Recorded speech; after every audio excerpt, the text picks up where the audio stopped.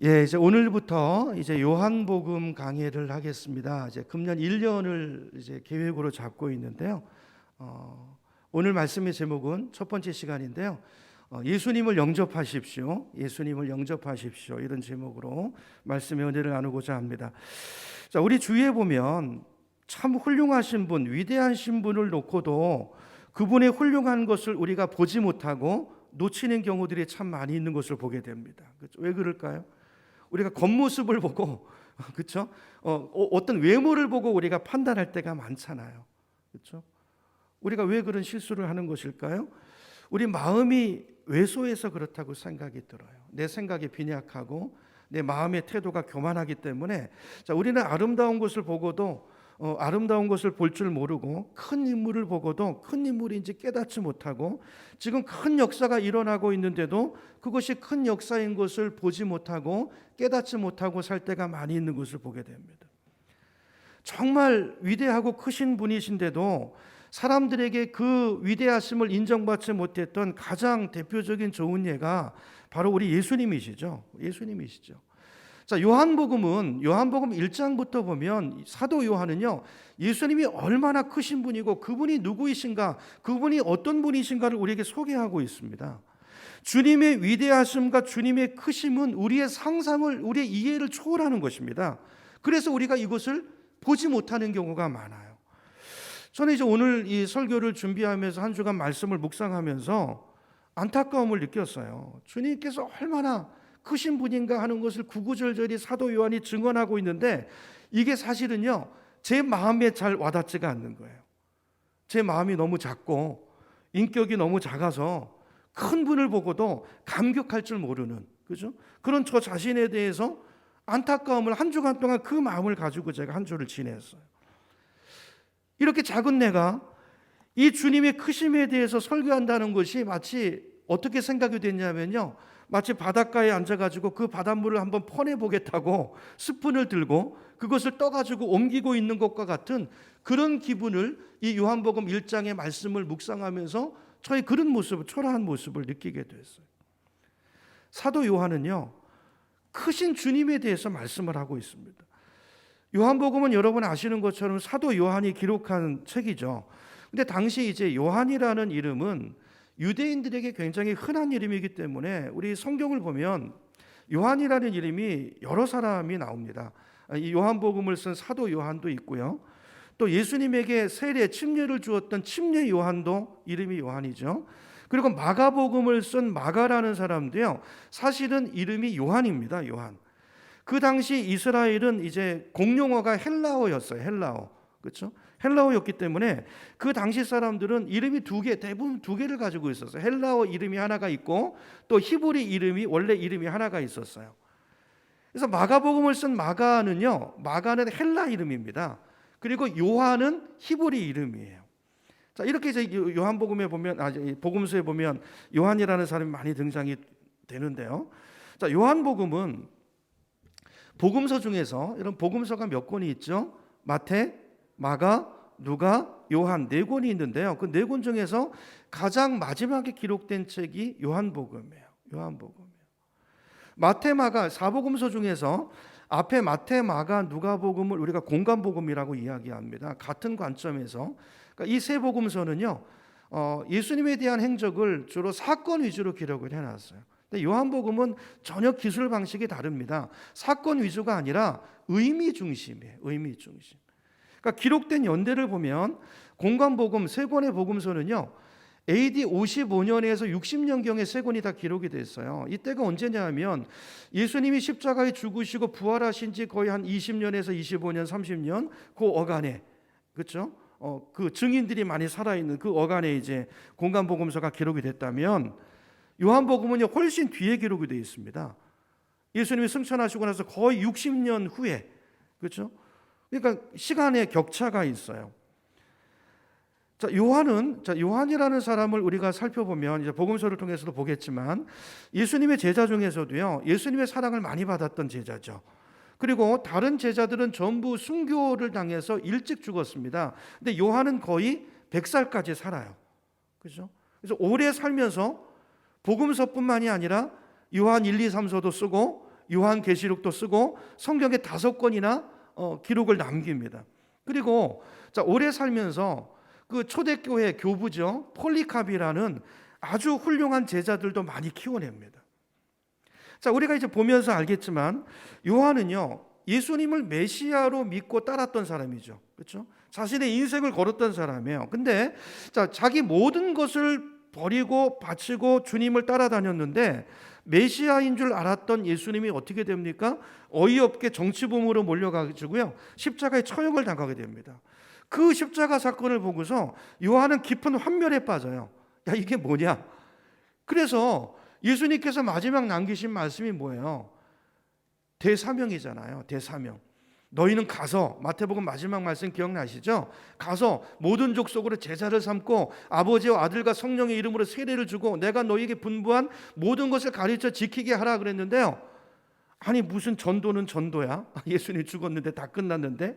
그래가지고요, 낙심하고 좌절해가지고요, 예전의 직업인 고기 잡는 어부로 돌아갔던 사람이 요한이에요. 근데 그 요한이 여러분 잘 아시는 것처럼 요한복음 21장에서 그 낙심한 자리로 예수님이 찾아오신 그 부활의 주님을 만나잖아요. 그 주님을 만나고 나서 요한이 다른 사람이 됩니다. 아, 그렇구나. 이분은 우리가 기대했던 것처럼 우리의 정치적인 문제를 해결해 주려고 오신 그런 메시아가 아니고 이분은 바로 하나님이시구나. 하나님의 아들이시구나. 우리에게 구원을, 영생을 주기 위해서 이 땅에 오신 분이구나.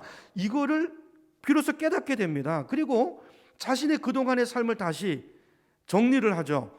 예수님이 생전에 주셨던 말씀들, 이미 공간복음이 있잖아요. 말씀들을 점검하고 또 예수님의 행적들을 떠올리면서 그 속에 담겨져 있던 그 의미가, 그 당시는 깨닫지 못했던 의미들을 새롭게 깨닫게 되고 놀라운 진리의 빛 아래서 그 감격으로 기록한 것이 바로 우리가 들고 있는 요한복음서인 것입니다. 그래서 말씀드린 것처럼 요한복음서는요, 사건 중심이 아니고 의미 중심이에요. 그래서 내용이 어렵습니다. 쉽지 않아요. 요한복음을 읽다 보면 사오정 같은 사람들을 많이 만나게 돼요. 예수님은 이 말씀을 하는데 못 알아들어요. 우리도 그럴 수 있어요. 우리도 그럴 수 있어요. 어렵습니다. 쉽지 않아요. 내용이 신학적이에요. 그래서 이 말씀을 통해서 진리의 깊은, 그렇죠? 그 보고 속으로 들어가는 저와 여러분이 되길 축복합니다.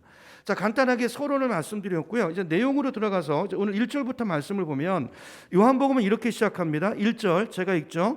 태초에 말씀이 계시니라. 이 말씀이 하나님과 함께 계셨으니 이 말씀은 곧 하나님이시니라 그랬어요. 자, 여기 보면 말씀이란 단어가 나오는데요. 자, 여러분, 우리는 말씀 그러면 여러분 뭐가 연상되세요? 우리는 말씀 그러면 생각나는 게 그런 거예요. 뭐 꾸중 들은 말씀, 부모님한테. 그죠? 아니면 뭐 권면의 말씀, 뭐 이런 정도가 떠오르지만 히브리 사람들은 말씀 그러면 전혀 다릅니다. 확 잡히는 게 있어요. 뭘까요? 창조의 능력이에요. 말씀하면 창세기 1장이 딱 떠올라요. 1장 1절. 태초에 하나님이 천지를 창조하시니라. 무엇으로요? 말씀으로. 히브리인들에게 말씀은 창조의 능력입니다. 창조의 능력. 창세기 1장에 보면 이렇게 되어 있습니다. 하나님의 가라사대 빛이 있으라 하시니 빛이 있었고, 또 물 가운데 궁창이 있어 물과 물로 나뉘라 말씀하시니까 그대로 되었더라 그랬어요. 하나님이 말씀하시면 그대로 이루어집니다. 말씀하시는 즉시 결과가 나타납니다. 그래서 히브리 사람들은요, 말씀하면 창조의 능력이 연상이 되는 거예요. 말씀하시면 뭐가 이루어지는 것이 기대가 되는 거예요. 그 말씀이에요. 자, 반면에 헬라 사람들은요, 요한복음은요, 복음을 헬라화, 그러니까 상황화해가지고 헬라 사람들이 알아들을 수 있도록 이제 요한이 이제 전하고 있는 것인데요. 자, 헬라 사람들은 원래 이제 여기 말씀이라는 단어가 헬라 원어를 보면 로고스라는 단어예요. 로고스. 그러니까 헬라 사람들은 로고스 하면 뭐가 떠오르냐면요, 질서의 능력이 떠올라요. 질서. 어떤 만물의 원인, 그죠? 그런 것들이 떠올라요. 당시 헬라 철학자들 중에서 이런 말을 한 사람이 있었어요. 우리가 같은 강에 2번 들어갈 수 없다 그랬어요. 맞죠? 그렇죠? 내가 강물에 들어갔다가 나와서 또다시 그 강물에 들어간다고 해도 그 강물이 같은 강물은 아니죠. 왜 그래요? 강물은 흐르니까. 아까 들어갔던 그 강물은 흘러갔어요. 지금 들어간 강물은 다른 강물인 것입니다. 그래서 헬라 사람들은요, 존재하는 것은, 이 땅에 존재하는 것은 항상 변한다고 생각했어요. 오늘의 나는 어제의 나가 아닙니다. 오늘 만난 너는 너가 어제 만난 너가 아니라는 거예요. 새로운 나라는 거예요. 어제 나는 지나갔다는 거예요. 자, 이렇게 모든 것이 흘러가고 지나간다고 헬라 사람들은 생각했는데, 자, 그렇다면 이렇게 모든 것이 항상 변하고 움직인다면 혼동스럽잖아요. 뭘 붙잡아야 되죠? 자, 그런데 왜 혼동이 없고 이 땅에 질서가 유지되고 있는가?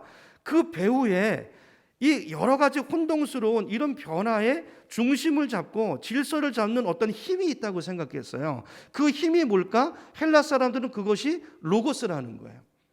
자, 오늘 요한이 말하는 것은 뭐냐면 너희들이 말하는 그 로고스, 만물의 중심을 잡는 그 중심의 원인, 그것이 바로 말씀인데 그 말씀이 로고스가 육신이 돼서 이 땅에 오신 분이 바로 예수님이다. 예수 그리스도다. 요한이 바로 그 얘기를 하고 있는 것입니다. 천지를 창조하셨고, 아까 1절에 천지를 창조하셨고 지금도 우주를 지탱하고 있고 붙잡고 있는 그 말씀, 헬라인들이 생각하는 그 로고스가 육신이 돼서 이 땅에 오신 분, 그분이 누구냐 하면 요한이 바로 3년 동안 같이 동고동락하고 따랐던, 함께 삶을 공유했던 그 예수 그리스도라는 거죠. 그분이 하나님이었다는 것을 그들은 정치적인 메시아로만 생각했는데, 아니 그게 아니고 그분이 하나님이시고 그분이 태초에 계셨던 그 말씀, 그 로고스였구나라는 것을 요한이 성령의 빛으로 깨닫게 된 거예요. 그 깨달음을 가지고 요한복음을 기록해 나가고 있는 것입니다. 자, 그래서 3절을 보세요. 3절을 보면 이렇게 말합니다. 자, 만물이 그로 말미암아 지은 바 되었으니 지은 것이 하나도 그가 없이는 된 것이 없느니라. 여기 그는 누구예요? 말씀이 육신이 돼서 오신 예수 그리스도를 말하는 거예요. 자, 같은 말씀이 골로새서 1장 15절부터 기록이 되어 있는데요. 사도 바울이 똑같은 얘기를 합니다. 거기 보면 더 구체적으로 엄청난 내용이 기록이 되어 있어요. 스크린을 보시면 제가 읽어볼게요. 그분은 예수님입니다. 그분은 보이지 않는 하나님의 모습이며, 하나님이 보여요, 안 보여요? 안 보이죠. 하나님이 볼 수 없어요. 아무도. 우리 볼 수 없습니다. 그래서 볼 수 있는 하나님의 모습으로 축소돼서 오신 분, 하나님은 이런 분이다라는 것을 보여주시기 위해서 우리 수준으로 내려오신 분, 축소된 하나님, 그분이 예수님이라는 거예요. 자, 그분은 다시요, 보이지 않는 하나님의 모습이며 하나님께서 모든 것을 창조하시기 전에 함께라는 단어가 빠졌어요. 함께 계신 분입니다. 오늘 요한복음 1장 1절에도 있죠. 함께. 자, 16절, 그분에 의해서 모든 것이 창조되었습니다. 그분은 누굽니까? 예수님. 예수님이 이 땅을 창조하셨다는 거예요. 어떤 것을요? 하늘과 땅에 있는 것들과 보이는 것과 보이지 않는 것들과 천사들과 영적 존재들과 만물이 다 누구에 의해서? 그분에 의해서. 말씀, 로고스, 예수 그리스도, 그분에 의해서 창조되었고, 누구를 위해서? 그분을 위해서 창조되었습니다.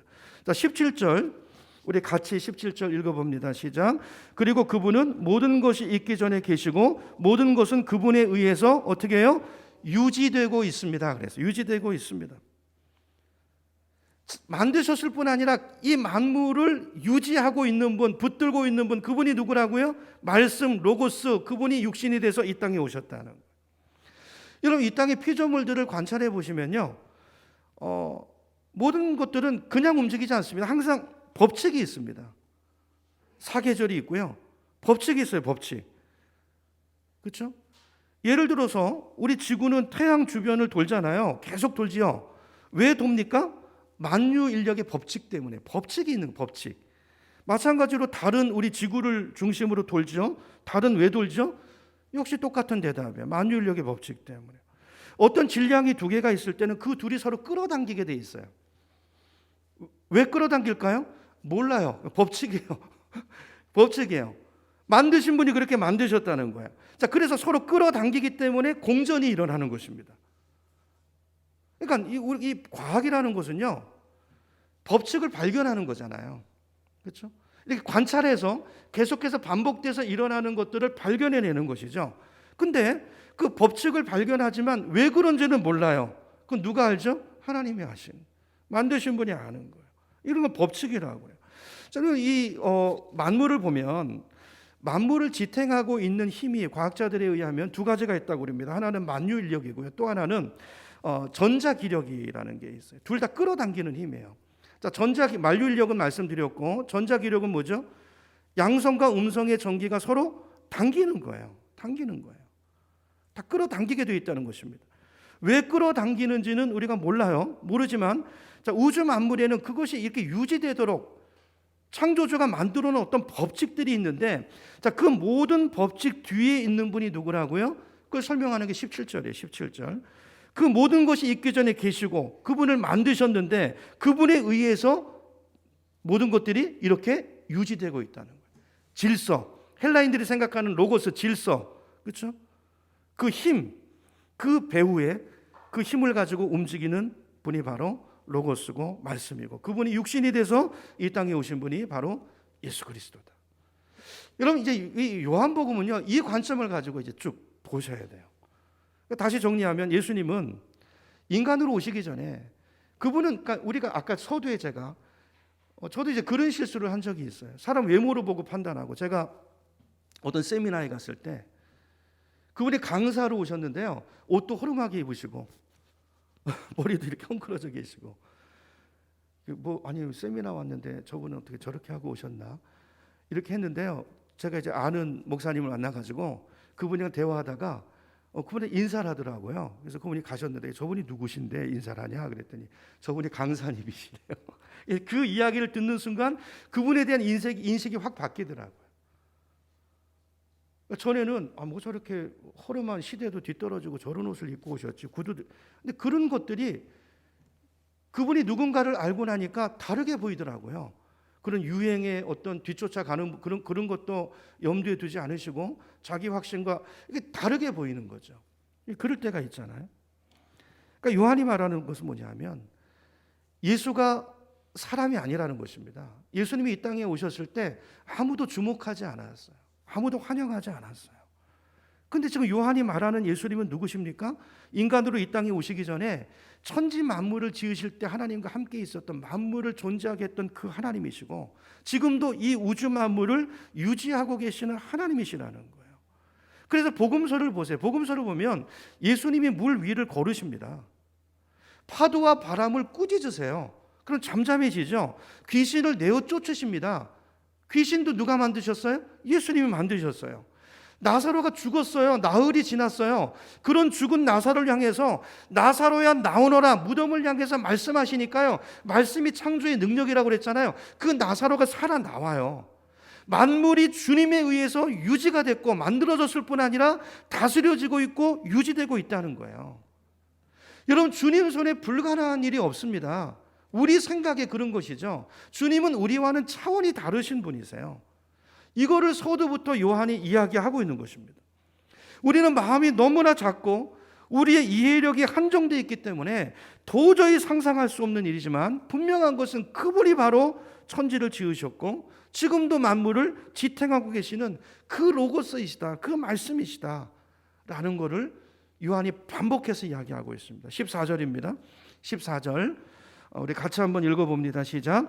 말씀이 육신이 되어 우리 가운데 거하심에 우리가 그의 영광을 보니 아버지의 독생자의 영광이요 은혜와 진리가 충만하더라 그랬어요. 여기 그 엄청난 말씀이 육신이 돼서 우리 가운데 오셨대요. 거하셨대요. 여러분, 이 말씀의 의미가 뭘까요? 이게 상상이 가시나요? 저 예수님이 어떤 분인지를 말씀드렸잖아요. 그분이 우리 안에 오셔서 이 안에 거하신대요. 이게 놀라운 일 아닌가요? 여러분, 우리가 살고 있는 지구가 큰 땅덩어리 같지만요, 태양계 전체를 놓고 보면요, 점 하나에 불과해요. 이게 작아요. 여러분, 그 태양계가요 굉장히 큰 것 같지만 태양계가 속해 있는 은하계 속에서 보면요 또 점 하나에 지나지 않습니다. 그 은하계가 굉장히 큰 것 같지만요 또 우주 전체 속에서 볼 때는 또 점 하나에 지나지 않아요. 무엇을 말합니까? 이렇게 엄청난 우주를 만드시고 그 우주를 지탱하고 계시는 분이 무엇 때문인지 모르지만 우리 인간을 사랑하셔서 그 점 속에 점도 안 되는 먼지 같은 우리를 사랑하셔서 이 지구에 오셔서 우리가 함께 하시기 위해서 이 땅에 인간으로 오셨다는 거예요. 장로님만 놀라시는, 아멘. 여러분, 이게 놀랍지 않습니까? 여러분, 이게 놀랍지 않습니까? 근데 오늘 말씀을 보면 그 주님이 인간으로 오셔서 영광을 받으신 것도 아니에요. 많은 분들이 이런 말씀을 들어도요 감동도 없어요. 감격도 없고 이게 그런 말씀이 아니에요. 그런 분이 오셨는데 수모를 받으시고 결국은 십자가에 죽으셨다는 거예요. 자, 그분이 왜 오셨는가? 여러 가지로 설명할 수 있지만 요한은 1장 18절에서 이렇게 말합니다. 18절을 보시면, 자, 예수님이 오신 것은 하나님이 어떤 분이신가를 우리에게 어떻게 해요? 가르쳐 주시기 위해서. 하나님은 이런 분이야, 보여주시기 위해서 이 땅에 오셨다는 거예요. 18절을 같이 읽어보겠습니다. 시작. 본래 하나님을 본 사람이 없으되 아버지 품속에 있는 독생하신 하나님, 이분이 누구예요? 예수님 하나님이 나타내셨는데요. 여기 나타냈다는 단어의 원어를 보면요, 계시라는 뜻이에요. 계시. 그러니까 가려져서 우리가 볼 수 없는 것을 이렇게 열어서 보여줬다는 거예요. 보여줬다는 거예요. 예수님이 누구를요? 하나님 우리에게 가려져 있는 것처럼 우리가 볼 수 없는, 알 수 없는 분인데, 접근할 수 없는 분인데 우리가 접근할 수 있는 분으로, 알 수 있는 분으로, 볼 수 있는 분으로 우리에게 나타내셨다는 것입니다. 누구를요? 하나님을.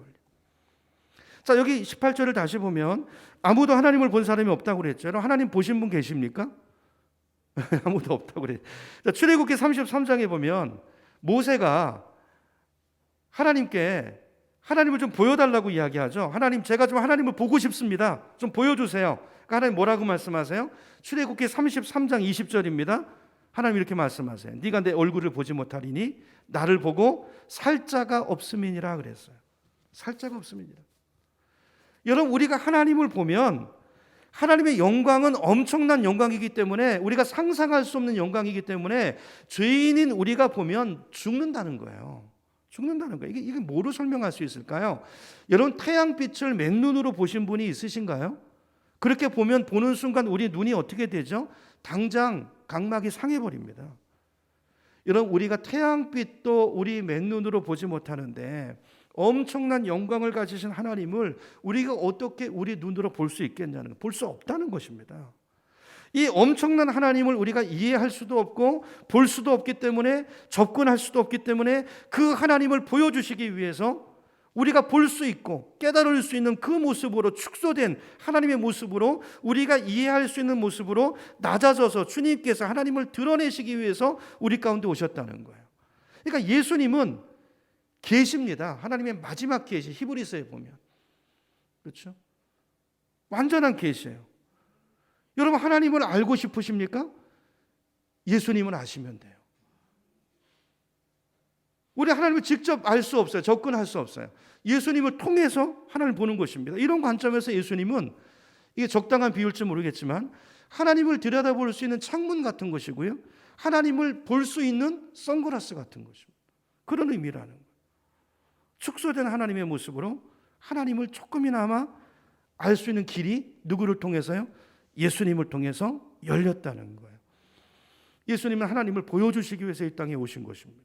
그러므로 여러분, 하나님을 아시기를 원하신다면, 그 마음이 있으시다면 예수님을 보시기 바랍니다. 그리고 예수님은 말씀이세요. 다른 데서 찾지 마세요. 말씀에서 찾으시라. 말씀에서. 하나님은 우리가 이해할 수 있는 분도 아니고, 또 이해했다 해도, 봤다 해도 우리 말로 표현해서 전할 방법이 없어요. 그러므로 하나님을 만나기를 원하신다면 예수님을 만나기를 사모하시고, 예수님께 집중하시고, 성경을 읽으시고, 그렇죠? 그렇게 해야 된다는 거예요. 여러분, 우리 예수 믿는 사람은 하나님은 사랑이시다라는 걸 알죠. 여러분, 어떻게 합니까? 예수님이 사랑하셨거든요. 이 땅에 오셔서 복음서에 나타난 예수님의 모습을 보고 하는 거예요. 그분의 말씀을 통해서 하는 거예요. 여러분, 우리는 하나님은 용서하신 분이라는 걸 압니다. 어떻게 안다고요? 예수님께서 용서하셨거든요. 실제적으로. 여러분, 성경은 역사입니다. 복음서는 역사서예요. 여러분, 어떤 교리책이 아니에요. 역사예요. 역사. 실제로 그분이 역사 가운데 오셔서 어떻게 사랑하셨고 어떻게 용서하셨는가를 보여주신 거예요. 그 예수님의 모습을 보고, 아, 하나님은 이런 분이시구나. 우리가 하나님을 오해하잖아요. 구약 백성들이 하나님을 오해했죠. 예수님을 통해서 그 오해를 풀어주시는 것입니다. 하나님은 이런 분이시다. 사랑이 많으신 분이고 용서하시는 분이시다. 베드로가 용서를 물어볼 때 예수님 뭐라고 말씀하세요? 70번씩 7번까지라도. 그건 490번 하라는 것입니까? 아니에요. 용서를 끝까지 용서하라는 말씀이잖아요. 그게 뭐라고요? 하나님의 마음을 보여주시는 거라고. 하나님은 이렇게 우리를 끝까지 용서하시는 분이라는 것을 예수님께서 보여주시는 거예요. 그렇죠? 모든 이 복음서에 나오는 이제 요한복음을 읽어갈 때 예수님의 모든 행동이나 모든 언어, 말씀은요 전부 하나님을 나타내시는 것입니다. 그 관점에서 보셔야 돼요. 여러분 성경을 볼 때 예수님을 통해서 알 수 있는 하나님은 어떤 분이신가? 요한복음 내내 1년 동안 그 질문을 가지시고 예수님을 통해서 알아가시는 저와 여러분 되기를 축복합니다. 여러분 온 우주를 만드셨고 그 우주를 지탱하고 계시는 말씀이 육신이 돼서 이 땅에 오셨어요. 그런데 그 주님을 사람들이 어떻게 대우했다고요? 감사했습니까? 환영했나요? 고마워했나요? 아니에요. 배척했어요. 십자가에 못 박아 죽입니다. 자, 10절로 가보세요. 요한복음 1장 10절을 보면 이렇게 말씀합니다. 저는 다른 성경으로 읽어볼게요. 자, 그분이 세상에 계셨고 세상은 그분을 통해서 만들어졌는데도 세상이 그분을 알지 못했으며 자기 땅에 오셨으나 자기 백성들까지도 그분을 영접하지 않았다 그랬어요. 여러분 이게 얼마나 큰 비극이에요. 천지를 만드신 인간을 만드신 그 주인이 오셨는데 아무도 알아보지 못했다는 그것뿐입니까? 자기 땅에 당신의 백성들에게 오셨는데 11절을 보면 그들에게조차도 배척을 받으셨다는. 여러분 세상은 몰라봐도 자기 백성들은 알아봐야 되잖아요. 다른 데는 몰라도 자기 땅에서는 그래도 예수님을 용납해야 되잖아요. 여기 자기 땅이라는 것은 팔레스타인 땅을 말해요. 스가랴 2장 12절을 보면요. 우리 스크린을 보시면 그냥 간단하게 정리를 해볼게요. 자, 스가랴 2장 12절에 보면 그 땅을 거룩한 땅이라고 말하고요. 호세아 9장 3절에 보니까 하나님의 땅이라고 이야기하고요. 예레미야서 2장 7절에 보니까 나의 땅이다 그랬어요. 나의 땅. 이 땅은 나의 땅. 하나님께서 택하신. 다 하나님의 것이지만 우리 인간의 구속사에서 볼 때도 말이죠. 그렇죠? 근데 그 땅에 오셨는데 영접하지 않았어요. 출애굽기 19장 5절에 보면 하나님께서 이스라엘 백성들을 뭐라고 말씀하시냐면 이스라엘 백성 하나님의 소유다 이렇게 말씀하세요. 19장 5절 읽어볼게요. 세계가 다 내게 속하였나니 너희가 내 말을 잘 듣고 내 언약을 지키면 너희는 모든 민족 중에서 내 소유가 되겠고. 언약 백성입니다. 언약을 맺으신 백성이에요. 신명기 7장 6절에 보면 하나님의 성민이라고 그랬고 자기 기업의 백성이라고 설명하고 있습니다. 자, 그런데 그런 내 백성에게 언약 백성에게 왔는데 그들이 주님을 알아보지 못해요. 그들이 주님을 배척해요. 그리고 십자가에 못 박아 죽여버립니다. 자, 그들이 왜 하나님을 거부한 것입니까? 왜 주님을 배척한 것이죠? 오늘 성경이 설명하고 있어요. 그분은 빛이시기 때문에. 우리는 어둠인데 그분이 빛이시기 때문에 그분 앞에 서면 내 어둠이 드러나니까 그 주님을 거부한 거라고 설명을 하고 있습니다. 이 말씀이 이해가 되시죠? 여러분 그 술집이나 클럽 같은 데를 가보면 환하게 불 켜놓은 데 보셨나요? 도박장에 가면요, 제가 라스베가스에 살다 왔는데 거기는 창문이 없어요. 창문이. 시계가 없어요. 왜냐하면 빛이 들어오는 데서 도박할 맛이 날까요? 껌껌한 데서 도박하죠. 다 깜깜하게 해놨어요. 여러분 사람들은 어둠을 좋아합니다. 그 속에서 자기의 어떤 죄들을 숨기고, 그렇죠? 자기 욕심대로 행하는 것을 사람들은 좋아합니다. 자, 그러다가 예수님이 오시니까 예수님은 빛이시라고 그랬잖아요. 자, 우리는 어둠을 좋아하는데 어둠 속에서 뭔가를 도모하고 이렇게 하고 있는데 갑자기 빛이 비치니까 내 이기심이 노출이 돼요. 그러니까 싫어하는 거예요. 여러분 세상도 그렇습니다. 거기 가서 바른 소리 해보세요. 그렇게 살면 안 된다고. 미워합니다. 왕따 됩니다. 겸손하신 주님이 내 옆에 오시니까요, 내 교만이 노출이 돼요. 지혜가 되신 주님 앞에 서니까요, 나의 무식함이 드러나요. 그래서 예수님을 미워하고 배척하고 십자가 못 박아 죽여버린 거예요. 내 욕심대로 살고 싶은데 자꾸 비치니까 불편하니까 죽여버린 것입니다. 여러분 천지 만물을 지으시고 그 천지를 지탱하고 계시고 그 창조주 하나님이 자기를 낮춰서 인간으로 오셔서 자기 땅에 오셨는데 사람들이 그분을 영접하기는커녕 환영하기는커녕 십자가에 죽였다는 거예요. 여러분 예를 들어서 도둑놈이 도둑질하려고 계획을 세우고 있는데 거기 가로불 등불이나 어떤 CCTV나 이런 거 있으면 어떻게 합니까? 그거 다 잘라버리고 깨버리고 없애버리고 그리고 자기 일을 하지 않겠어요? 그렇죠? 이런 것과 마찬가지예요. 마찬가지. 당시 유대인들이 종교 지도자들이 예수님을 그렇게 제거해버렸다는 것입니다. 자기의 악함이 드러나기 때문에. 근데요, 이게요, 2000년 전에 예수님을 십자가에 못 박은 사람들은 유태인들이고 종교 지도자들이지만 사실은요, 우리가 다른가요? 사실은 제가 그 자리에 있었으면 제가 그랬을 것 같아요. 우리 모두가 예수를 그렇게 십자가에 못 박은 사람들인 것입니다. 여러분, 우주를 만드시고 우주를 지탱하시는 그 하나님의 무엇 때문에 인간을 사랑하셔서 이 작고 작은 지구에 먼지맛도 못한 우리 가운데 인간의 모습을 입고 오셔서 이 땅에 오신 이유가 무엇입니까? 하나님이 어떤 분인가라는 것을 우리에게 보여주시고 우리에게 그 창조주의 의도, 행복을 주시고 우리 인생을 구원하기 위해서 자기를 버리시고 이 땅에 오셨는데 우리 인간은 그 하나님마저도 거부해버리고 배척해버리고 죽여버렸어요. 뭘 말하는 거죠? 우리가 누구인가를 드러내는 거예요. 여러분, 천벌을 받아 마땅한 우리 자신의 모습인 것입니다. 여러분, 이 배경을 가지고 본다면 이 예수 그리스도를 영접하지 않는 것은, 믿지 않는 것은요, 예수님을 그 당시 십자가에 못 박는 것과 똑같은 거예요. 똑같은 것입니다. 이 전제를 가지고 본다면 말이죠. 제가 하나님이라면 이런 인간들은 이런 지구를 어떻게 할까요? 저는 저 같으면 가루로 만들어 버렸을 것 같아요. 그렇죠? 하나님께서 훅 불어버리면 이 지구를 정리해 버릴 수도 있으신데, 여러분, 아이들 보세요. 자, 하나님이 우리 인간을 만드시고 이 만물을 만드셨잖아요. 아이들이 레고 같은 거 가지고 만들죠. 하나님이 우리를 왜 만드셨을까요? 재미로 만들었다면 이거 하다가 뭔가 좀 이렇게 마음에 안 들고 그러면 없애버렸을 거예요. 아이들 그러잖아요. 하나님 그렇게 하지 않으십니다. 그걸 회복하기 위해서 당신이 인간이 돼서 이 땅에 오세요. 그리고 우리를 회복해 가세요. 새로운 창조를 우리 가운데 이루어 가세요. 무엇을 말하는 것입니까? 하나님이 저와 여러분을 이렇게 귀하게 여기신다는 거예요.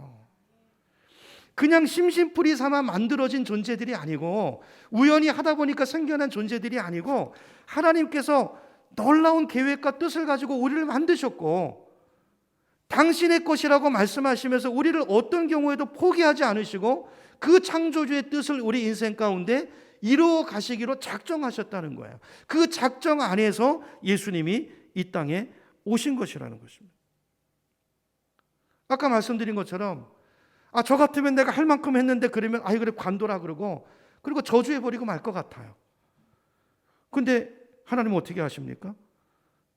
행여라도 대다수의 사람들이 거부하지만 배척하지만 예수를 십자가에 못 박아 죽였지만 단 한 명이라도 한 사람이라도 혹시라도 그 예수님을 영접하는 사람이 있을까 봐, 그렇죠? 그 사람이 구원하기 위해서 그 자녀를, 그 인생을 자녀로 삼으시기 위해서 오래 참으시는 그 주님의 모습을 성경은 우리에게 말씀하고 있어요.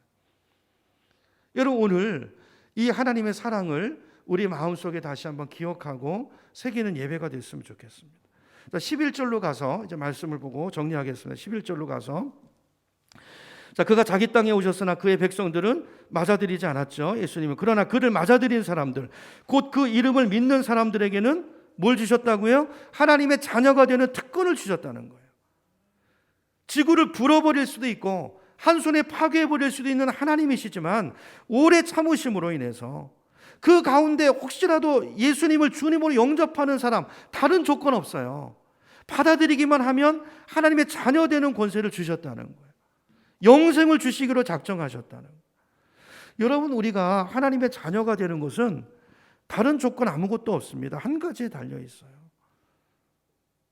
하나님이 보내신 하나님의 사랑을 보여주시기 위해서, 우리를 사랑하시는 하나님의 사랑을 확증하기 위해서 이 땅에 보내신 그 독생자 예수 그리스도, 그 아들과의 관계에 달려 있는 거예요. 그분을 내가 배척하느냐 아니면 그분을 영접하느냐에 달려 있는 것입니다. 배척하고 무시하면 내가 원하는 그 길로 가는 거예요. 멸망의 길로 가는 것입니다. 그러나 영접하면 길이 바뀌어요. 저주에서 생명으로 우리의 인생이, 운명이 옮겨지는 것입니다. 영접하면 축복인 것입니다.